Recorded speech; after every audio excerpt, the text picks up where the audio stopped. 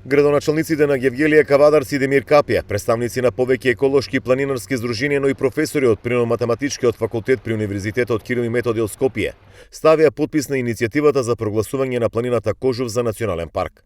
Иницијативата е доставена до Министерството за животна средина, во која е наведено значењето, но и потребата од прогласување на оваа планина за национален парк. Кога би бил национален парк, значи ќе бидат забранети секакви врсти експлоатација на нашата планина, градежни активности и така натаму и значи да се одбраниме од сите фирми и поединци кои сакаат од нивен личен интерес да ја експлоатираат планината. Ангел Наков од еколошкото здружение Спас за нас од Гевгелија смета дека Кожув заслужува статус на национален парк, бидејќи иницијативата произлегува од граѓански организации, локални самоуправи, но и од научната фела.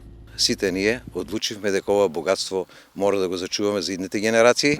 Не се работи само за природните убавини, не се работи само за ексклузивната и единствена ретка флора и фауна на Кожув планина.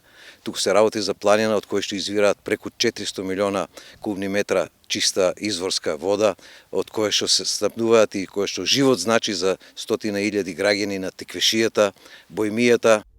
Според планот, во наредниот период ќе се формира тело кое ќе ги координира сите активности околу изработката на студијата за валоризација на Кожув национален парк.